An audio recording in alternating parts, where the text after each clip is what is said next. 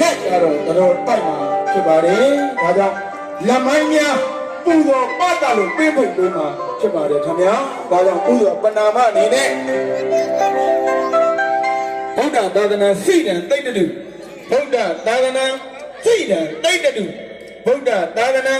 စိတ်တန်တိတ်တူပါဖရာရဲ့လို့မြတ်စွာဘုရားရဲ့သာသနာတော်တွင်မှာဒီကနေ့ကျောင်းတိုင်ဆရာတော်ဟလာတင်မြောက်ပူဇော်ပွဲအခမ်းအနားစီစဉ်မှာဖြစ်ပါတယ်အနန္တနန္ဒ၅ပါးဥဒိမှာထားပြီးတော့မန္တလေးတိုင်းဒေသကြီးမိထီလာမြို့နယ်ညောင်မြင့်အုပ်စုညောင်မြင့်စံပြကြီးရွာဒီကနေ့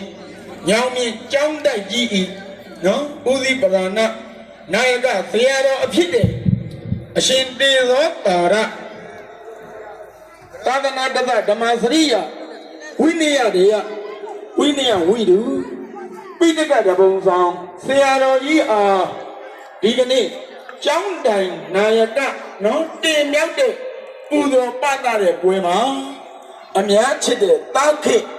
စေရနာတို့ကနေပြီးတော့ဆရာတော်ဘုရားကြီးရဲ့ခြေတော်ရင်းမှာဒီကနေ့လာရောက်ပြီးတော့ပူဇော်ကြော်ပန်းပန်ဆင်ဝင်ရတာအမတမဝန္တာပီတိဂုဏ်ယူမိပါတယ်ဒါကြောင့်နော်ဆရာတော်ဘုရားကြီးကိုလည်းချစ်ခုပူဇော်ကြော်ဝရင်အများချစ်တဲ့တာခိတို့ကဟောဒီညောင်မြင့်နော်စံပြကျေးရွာကြီးကိုဟုတ်လားတစ်ခါလာရောက်ပြီးဆိုရင်ပဲဟောဒီကျေးရွာမှာရှိတဲ့အားပေးကြတဲ့ပြိဿများကိုလည်းသူ့ရဲ့ကျေးဇူးတင်ပါတယ်လို့ပြောကြရင်ဥစွာပဏာမအနေနဲ့တောင်းလောက်ကထိုတာတပ်ပင်ညုတမြတ်စွာဘုရားအားဥထိတ်မှာထားလို့ဘုရားအမြတ်ဆုံးယရဏတရားအမြတ်ဆုံးယရဏတန်